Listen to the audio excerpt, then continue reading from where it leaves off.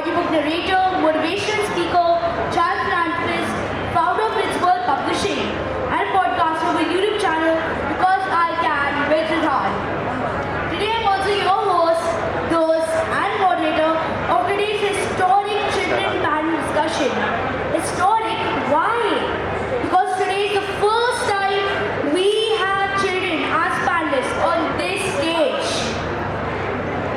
I'm truly grateful to National Book Trust for giving us such an amazing opportunity to be here. Today we'll also be celebrating the book launch of a cute little girl named Shankar and of my novella, The Mellifluous Odyssey. This has taken me 2.5 years to write. As RidhzWorld Publishing, our mission is simple yet very powerful. Where dreams become stories. We are committed to nurturing creativity in writers of all ages. For young talents, we provide guidance to transform their dreams into stories and give them a platform to shine. Additionally, we also cater to senior writers by bringing their unique perspectives and experiences to life.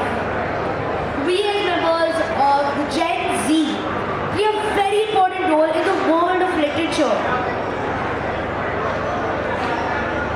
We were growing up with immense technology and endless streams of information. We not only consume stories, but we create them. Through dreams, challenges, experiences, we weave narratives that inspire and connect. From tackling situations like climate change to creating relatable characters and plots, this generation, is building the art of storytelling. With this thought, I would like to welcome you all to today's discussion, titled as Gen Z, the Future Bestsellers. Let's step into the world of children's literature, the eyes of the authors. They are not only writing stories, but are creating the future of storytelling. Let's get started by calling the first panelist. First we have Shreelekha Shinde, a 15-year-old literary talent from Future World School, Pune. Shreelekha is a 3-time published author, known for compelling stories like Bansia's That, Blood-Tainted Lives, and Metamorphosis. Alongside her literary achievements, she excels in Hindustani classical singing, Kathak, and academics. Shreelekha's work beautifully reflects her diverse talents and interests. Let's have a loud cheer to welcome Shreelekha! Next we have Dishita Khera, a 12-year-old student from GenZ International School, Navi Mumbai. Dishita's already made waves by winning the once Pune Book International Story Writing Competition. She is a multi-talented young author who enjoys singing, drawing, and swimming. Dishita's favorite author is Hrida, and she aspires to write stories and inspire children. Can we welcome Dishita? Our third panelist is Jinal Shah, a 14-year-old student from Blue Ridge Public School.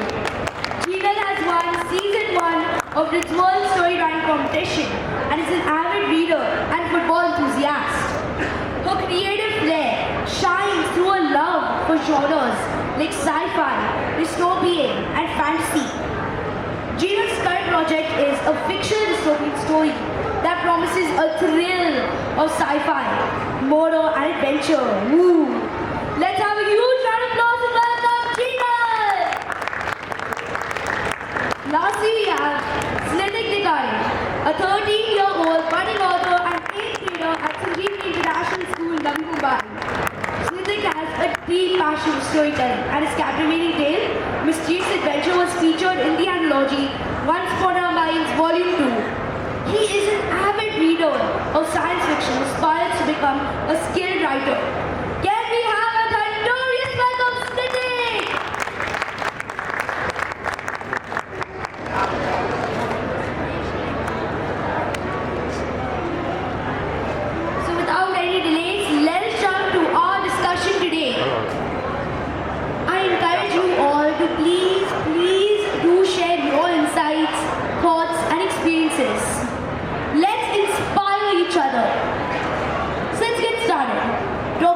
the amazing characters and plots you all create.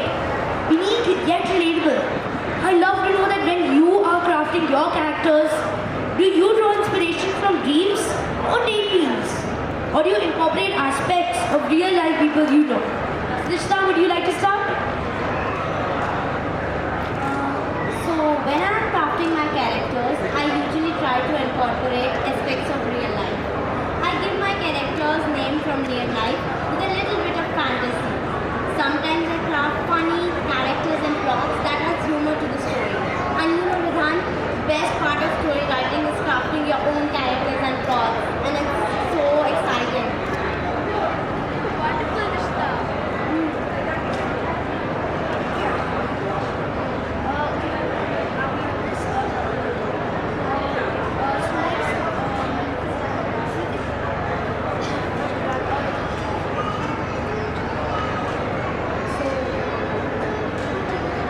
So character building is like a combination of our imaginations from our dreams, daydreams, and they can also include the unique traits in our dreams. And sometimes many authors also do include in characters they show a side of themselves that they never have shown, or they may show from someone whom they know and they find funny or interesting. I agree with you, Snake. That's very creative. Jinal? Yeah, sure.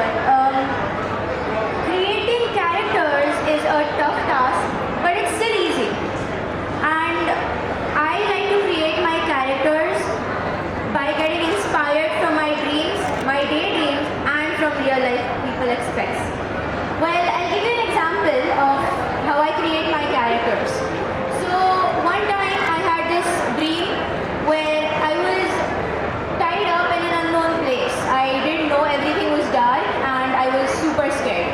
And I successfully escaped and I found myself in a huge room with people in black masks and black suits, no faces known, and they started interrogating me with many other questions.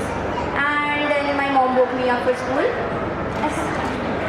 So this is how I create my storyline and this is how I create my characters. And I also try to include real life aspects that I see around the people in me. That's a lovely thought, Jinal. I love it. Shreelekha?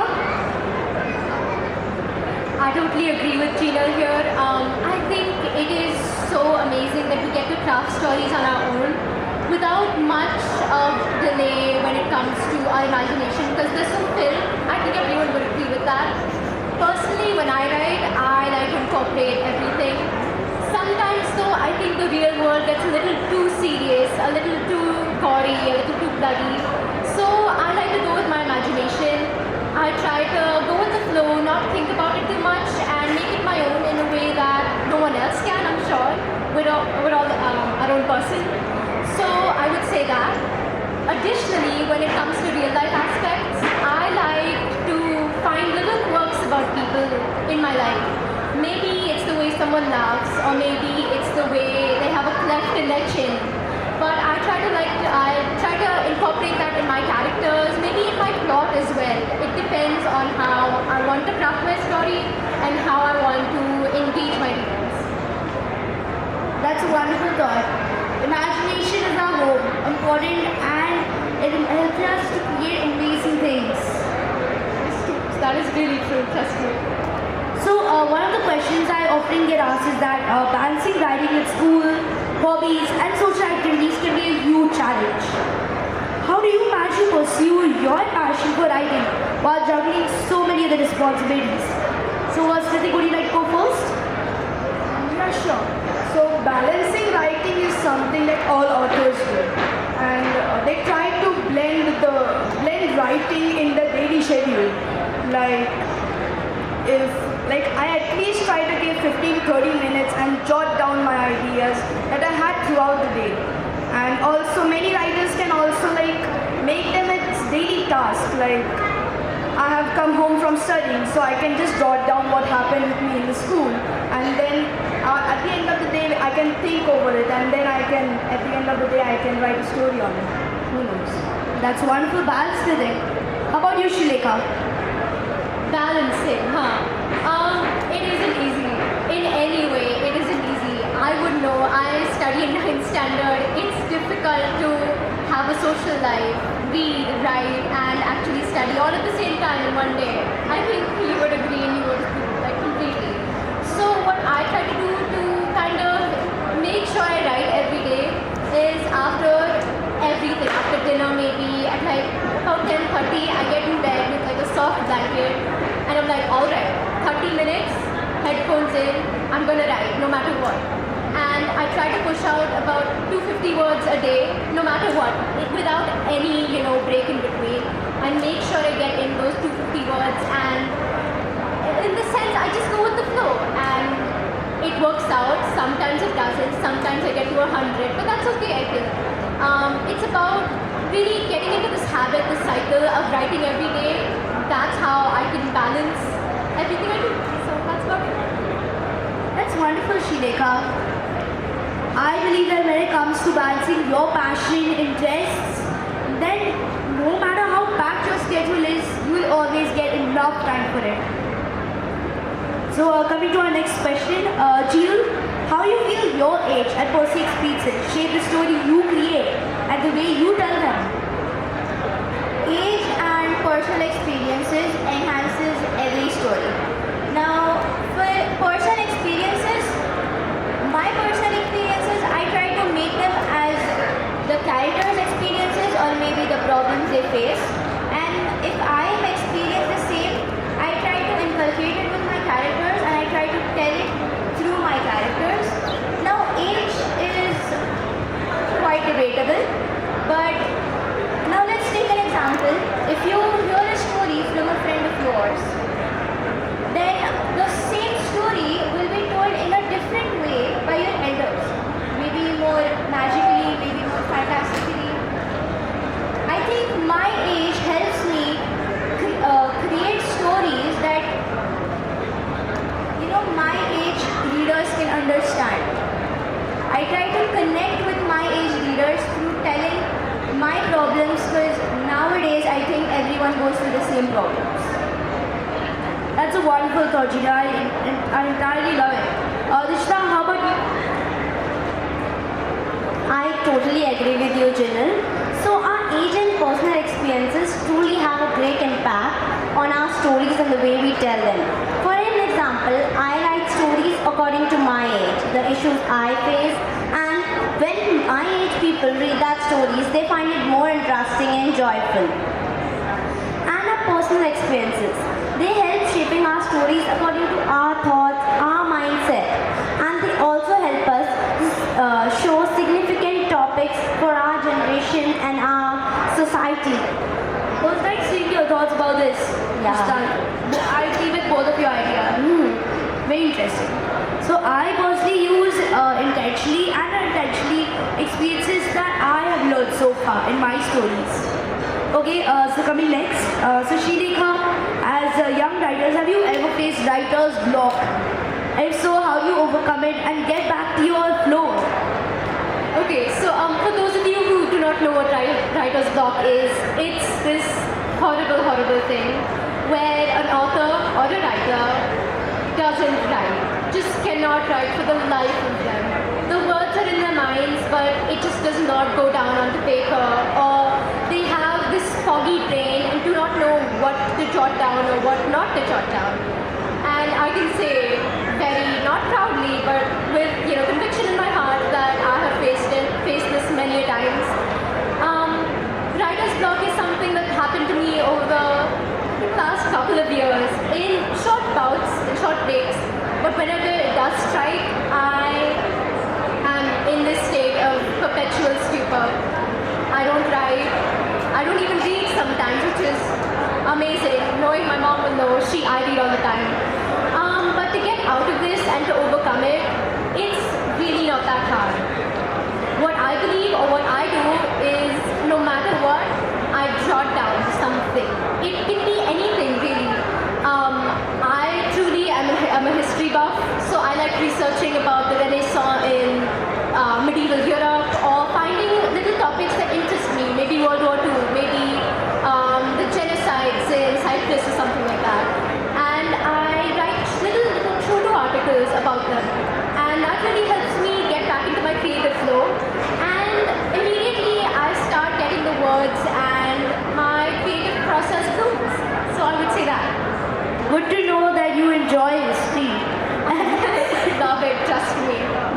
nice. That's nice.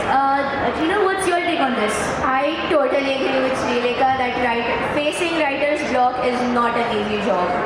And how I face writer's block is maybe when I'm too tensed about my exams or something like that, or if I'm trying to think and jot down a few points in my story and then my younger brother comes and just interrupts my thought process, or maybe just wants me to give him attention, like to play with him or like to help him study and or like many other things.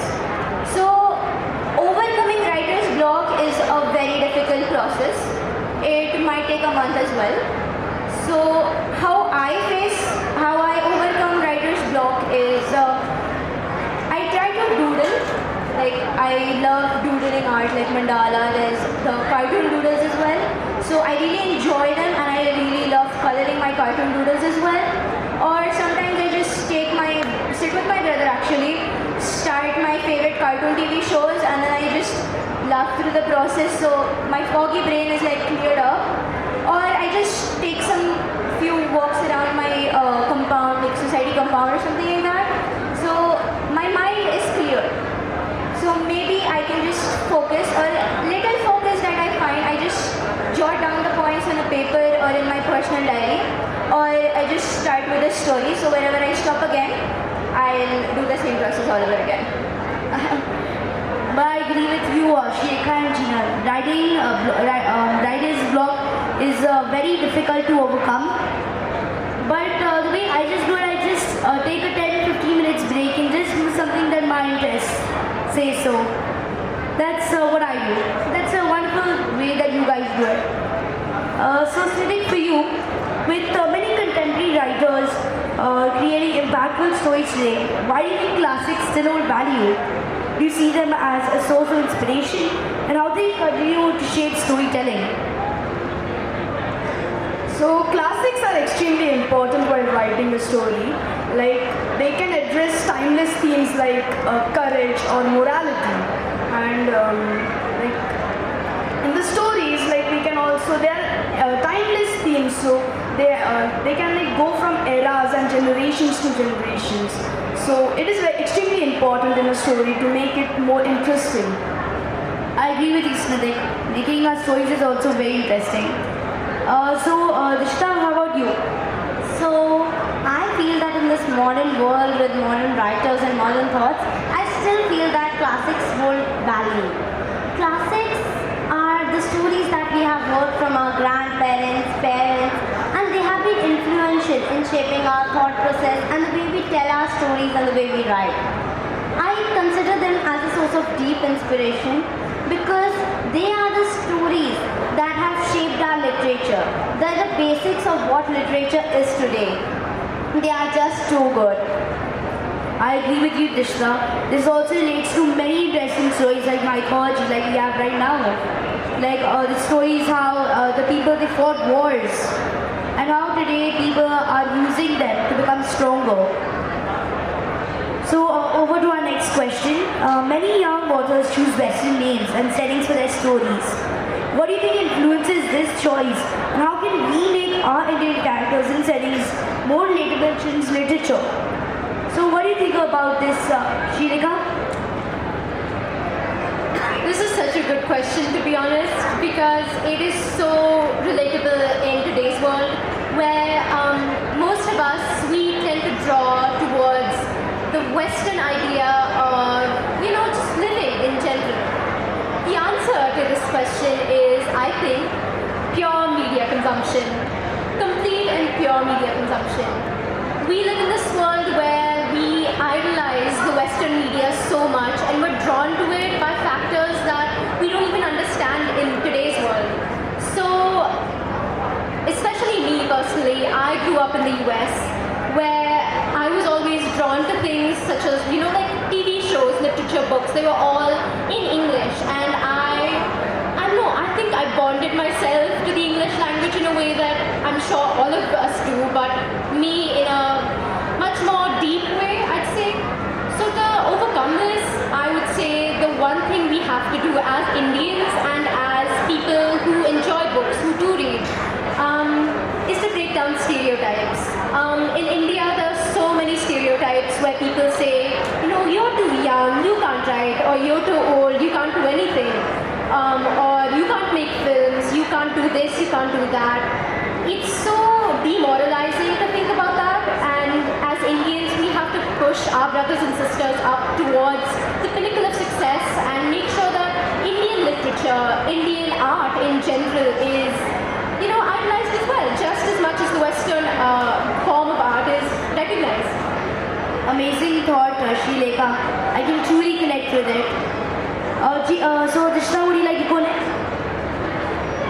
So, historically, Western names and settings have been more popularly used in children's literature, and Indian names and settings have been unrepresented, which has made Western names and settings more common in children's literature. Some authors feel that Western names and settings are more globally accepted than Indian names and settings. More often, I also feel that Western authors are more favored by children than Indian authors. But as Shreelekha said, by working together and by breaking stereotypes, we can create a diverse and unique ecosystem of literature that celebrates Indian cultures, names and settings. So it would be truly great for us Indians and also for the world to see our talent and the Indian literature. I agree with you, Dishita. We know many authors like Ruskin Bond, Roald Dahl, Roald Dahl, so many others. But most Indian authors we do not know yet. But we have to show, like there are so many authors like Ruskin Bond, Sudha Murthy, and we have to show ourselves. I entirely agree with you, Dishita. Snithik? So Western names and settings have had a very great impact in the literature. Because this is all due to the widespread use of global media, like a series or movies or many books. So to break through this and increase the culture of India, we can add a flavor of Indian, we say that we add spices to our food. Just like that, we can add spices to our stories and give an Indian tint to that book or story. Looks like we have the cooking pot over here. So Jinal, how about you? I totally agree with all three of them. I think what influences Western names is that, as Dishita said, that many young readers or many readers over here, in fact, have their foreign authors as their favorite authors. Even me, because I've not actually read many books from Indian authors, so I do have foreign favorite authors. So, and I personally think Indian names, if I start writing in my story, I'm more afraid that if people globally, not from India, from other countries, read them and if they're not able to pronounce them, that's one big thing that you have to be able to cope up with. Because not many people can actually pronounce Indian names as well as we can do. And to overcome this problem, I think that we should explore and interest ourselves into reading more Indian author books or trying to achieve such a success that we can let other people know how to pronounce their names first of all. And also I think actually I have an example, great example to give of this. Secrets of Zimpangua is a book written by Elika Ranjan, and she has made sure to write the Western and as well as the Indian names to give, to show that Indian names can also be put forward in a book. So I actually suggest all of you read the book, it's really nice. We will surely. What was the name of the book again? Secrets of Zimpangua. Secrets of Zimpangua. Yeah. I will definitely read that. So coming to our final question, in the recent years, issues like climate change and mental health have become a significant topic for our generation, the Gen Zs. Do you think that young authors, young writers and authors like yourselves have the power to push the boundaries of traditional literature and shine a light on these pressing issues through your stories? Additionally, what is one piece of advice would you like to give to the aspiring teen authors in the audience who have a dream into taking to the literary scene? So I'd like to to go first? Okay. Shreelekha? I think that today it is so very powerful and so invigorating that kids like us, which is normal kids, we get to project our ideas, our opinions, our perspectives into the world without any fear of backlash as well, without any fear of someone coming and saying, this isn't right, you can't be writing this. It is so special and so important for us to be showcasing our spirits to the world and showing that, we aren't meant to be taken as just like placeholders or things you can discard. So being Gen Z and being the generation that's going to be carrying the world forward, I think tackling issues like climate change, as you said, domestic abuse, greenhouse effect, all of these other things, maybe wars, active wars. It is so very important for us to showcase these things through our writing. Not only to spread awareness, but to also help other writers and maybe other readers, all people of all generations to understand that we as the youth of today have an idea of what's going on in the world and have an inkling of our responsibility towards the world in the coming years.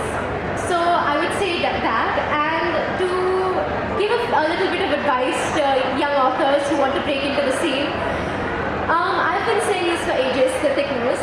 I would say stay true to yourself. Do not forget where you come from, who you are, and most importantly, your roots. Do not lose yourself or your values for anything at all, and make sure that whatever you write is yours and not anyone else's. Stay true to yourself. This is a very powerful word and I truly love it. Thank you so much. Dishita, would you like to go next? So I truly agree with Shreelekha. In today's age, mental health and climate change have been the pressing topics. So we as Gen Zs, the youth of tomorrow, have the power to shine light on these topics. We can do so by writing articles and spreading awareness to many people.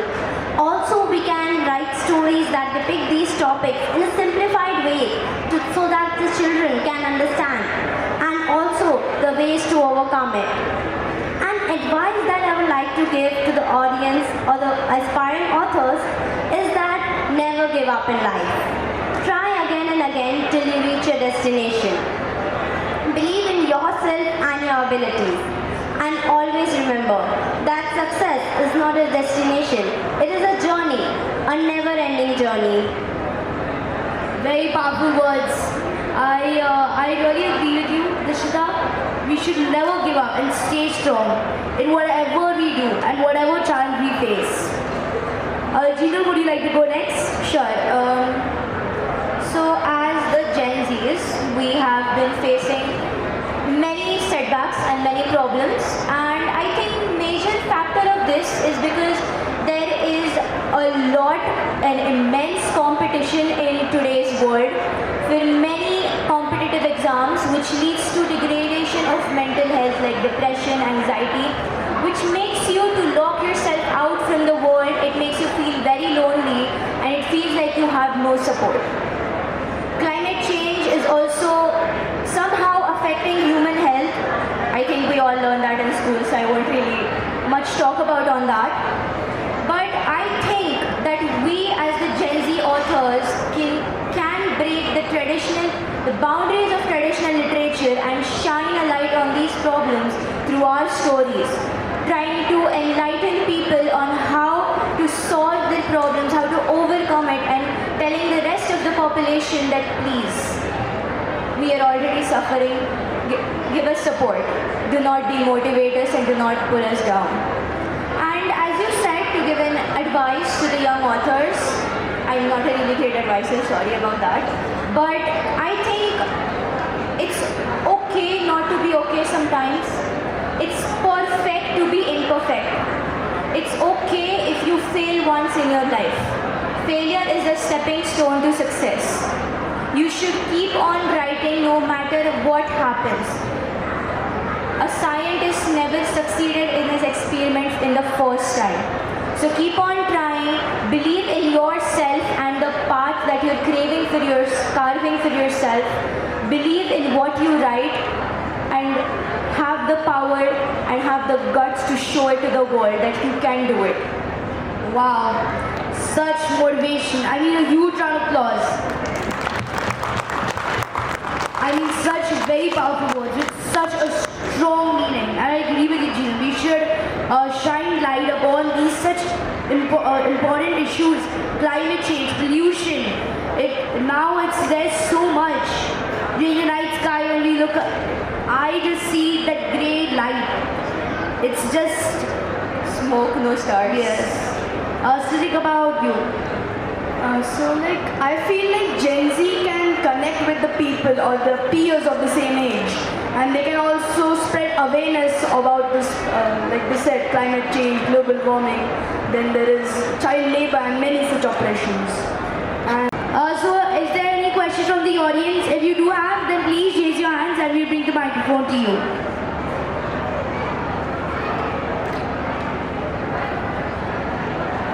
Anybody?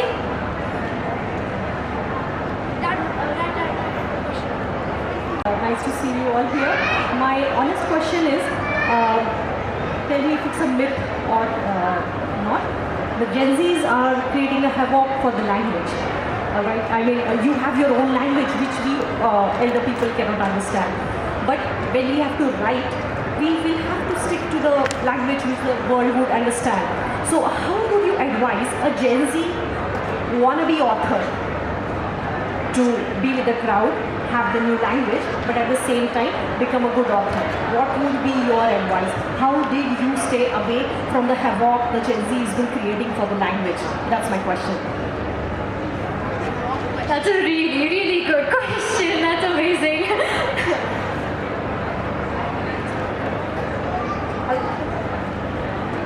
Again, really, really good question. That's something to think about. Personally, in my personal experience, I have strayed towards the path of havoc sometimes. I mean, as Gen Zs, when we text or when we, we're talking to friends, we always use this kind of slang language, as I'm sure everyone does, right? But I think there are two me's. Inside there's one girl who is with her friends and one girl who's a writer, completely and totally. That girl is the girl who sits down and in her blanket and writes her stories, writes her articles. In that case, I try to compartmentalize. I make sure that my vocabulary isn't straying from one bit to another. There are two extremes in such a case. So I make sure that I compartmentalize. I make sure my brain is on that side of my brain, obviously, when I try to write. And I think it works out that way. Some people might find it hard to do that, but with practice and with, determination, I'm sure that everyone can, limit the use of slang, because it can be a tad bit annoying sometimes. I hope that answers your question.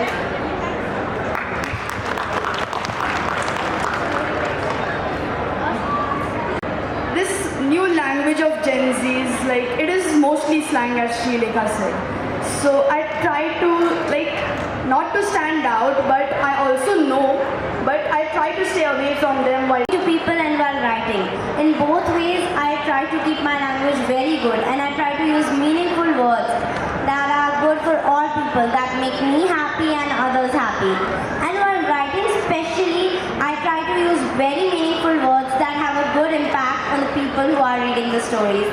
While talking, sometimes we might use some bad words, but it's not that much, and we should always try to use words that make us feel happy, make us feel joyful, and also the others. They should not demoralize the others also. So that's what I would say about this. Actually, I'll be very honest, I have read 2-3 books which do include slang words, but I was amazed by their plotline. I'm so sorry, but I was really amazed by their plotline. The storyline was very amazing, but it is not a correct way to write a story. And I feel like you should be not very formal, but you should not try to include words that might be offensive to the public. Now, as everyone has told, and I really agree with everyone, in French we do use slang languages, and that's because our friends know us, they understand us, and they know that we do not mean any harm to them. But while writing to the public, I must say that please keep your language as simple and as straight you can, with sweet words and with a great twist, bridge and plot line which will keep the reader hanging till the end page with a look and a little twist which might not have a second book of the series. All insights, experiences. It was truly amazing to hear your visions for children literature and your writing journey. To our audience, I hope you are as inspired as I am by seeing the amazing passion and the amazing way that everybody talks. I mean, let's keep supporting and celebrating these amazing authors as they continue to pave the way for a brighter future. A huge round of applause for them.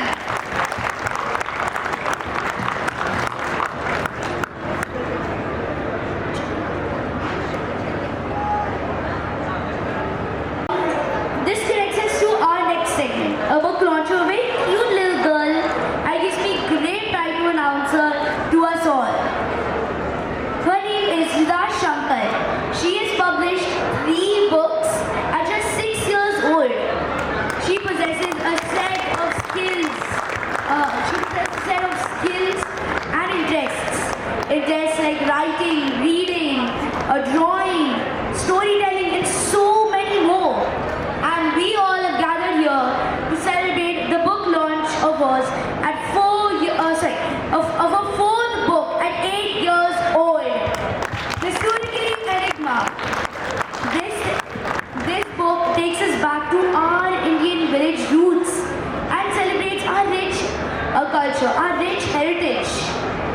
So now I'd like to call Hrida and her parents to take us to a joyride of the Suryagiri Enigma. A huge round of applause for them!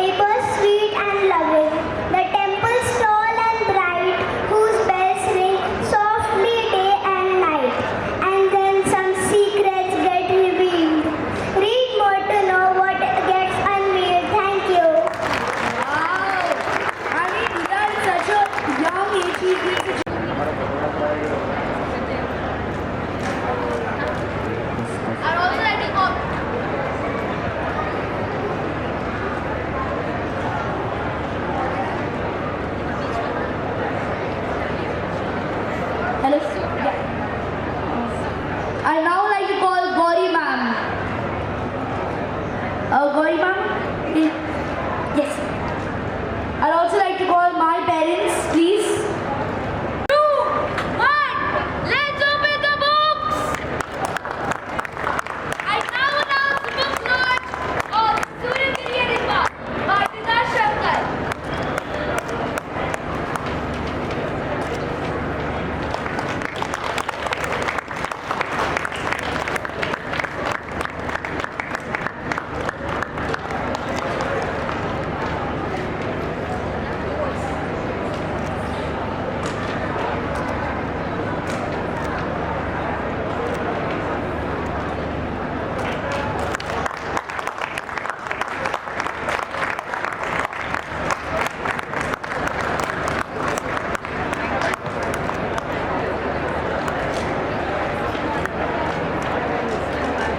Hi everyone, it's me again.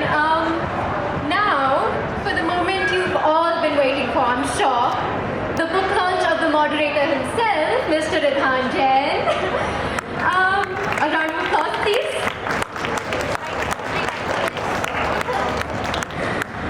Before we start with this book launch, I'd just like to say a few words about Ridhhaan. So just be prepared. It's a little yap fest.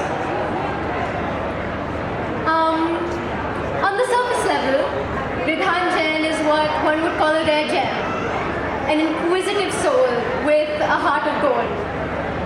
But I had the opportunity of knowing him through and through, and if you were to ask me what I think of Ridhhaan, it would be this: a thoughtful son, an inquisitive gesture, an amazing writer, and a true wielder of words. So basically, he's this kind of person who can light up any room he walks into, would never back down from a challenge, and most of all, can obsess over Percy Jackson during a 4-hour ride to Delhi. Totally true, very true. And especially today, as we have gathered here to celebrate the book launch of his newest novel, the Mellifluous Odyssey, I cannot help but congratulate and applaud him for all his success and for all he's done today to become the person he is. I applaud him for the fine young man he is on the verge of becoming. I'm so very proud of you. Lights up the room he enters, and he's extremely he has a heartwarming gesture, and he is up to becoming a fine man, and he is a great writer. I've read many of your books. Amazing. Congratulate you and your parents on your accomplishment. What I think of Ridhhaan is that he is a creative prodigy who captures the world with his captivating voice and vivid imagination. His writing is filled with moral values and playful adventure that takes the reader to enchanted realms while teaching them a meaningful lesson. Despite his young age, Ridhhaan has an exceptional talent for storytelling and has a profound understanding for emotion. Each page he writes is a testament to his boundless potential and extraordinary talent. You set an example for other young and aspiring authors. All the best for your future endeavors, Ridhhaan. The first time I met Ridhhaan was when he was 9, a very young age, and I was amazed by his confidence, the way he interacted with me, with everyone. And when I got to know that at such a young age he had published books already, I felt I was lacking behind and I was mind blown.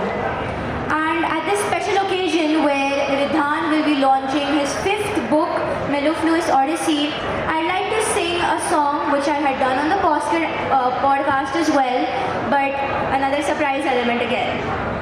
So I'll start my song now. All smiles, I know what it takes to fool this town. Do it till the sun goes down, no through the night time. Oh yeah, I'll tell you what you wanna hear. I'll leave my sunglasses on while I shed a tear. It's never the right time. Oh yeah, I put my armor on, show you how strong I am. I put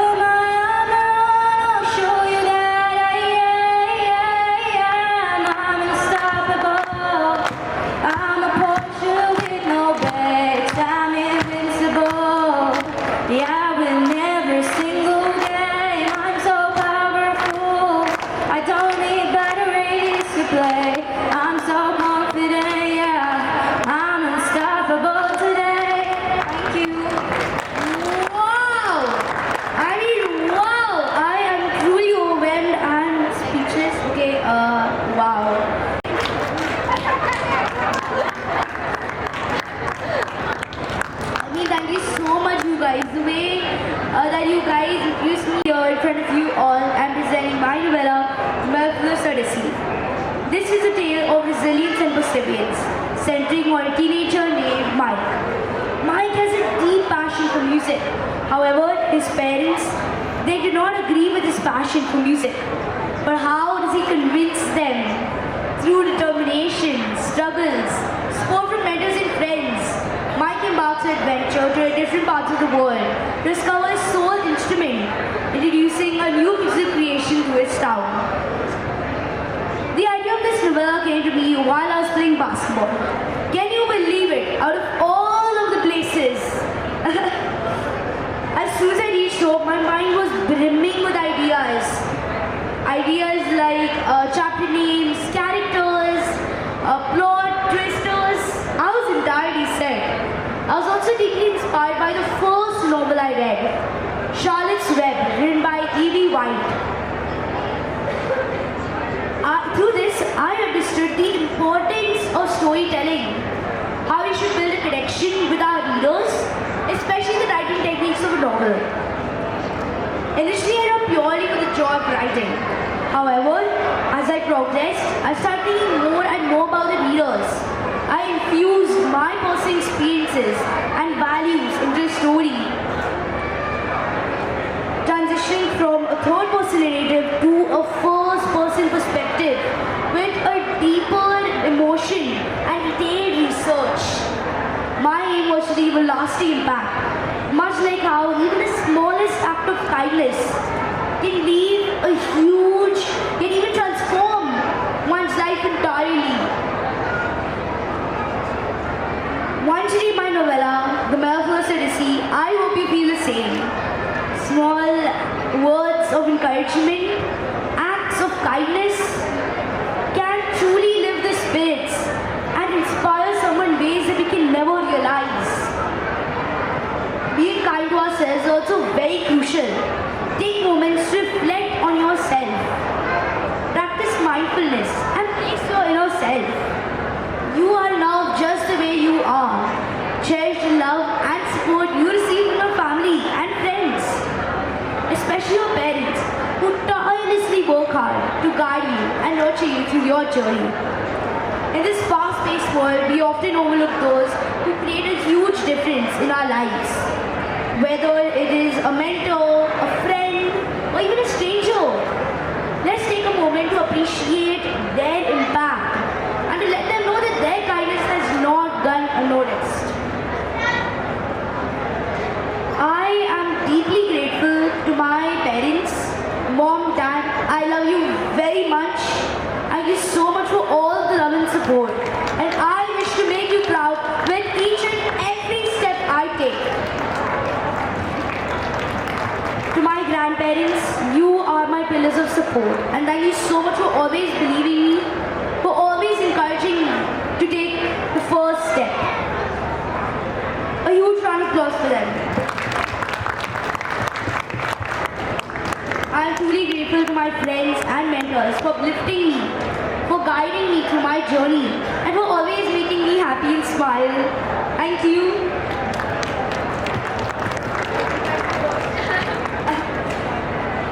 I bow down in front of all of you. I am really grateful for you for coming here, for encouraging me, supporting me, and for just sitting by me. I'm truly grateful. And I'm thankful for those who couldn't come, but I always know that their blessings and prayers will always be with me. Thank you so much. I'd now like to call my parents for the book launch of my book, The Mellifluous Odyssey. I now announce the book launch of The Mellifluous Odyssey, written by me.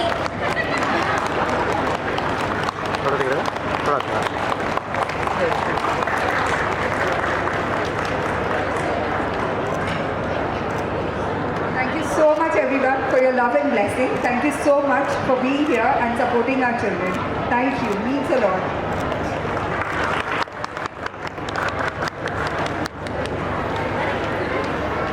Both the books are available for Hrida? Okay, wait, look here. Thank you. Dishita Khera. Thank you. Shreelekha Shinde.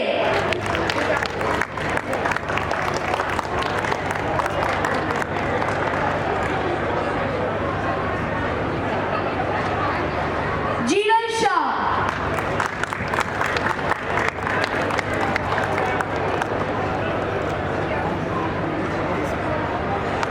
Shankar.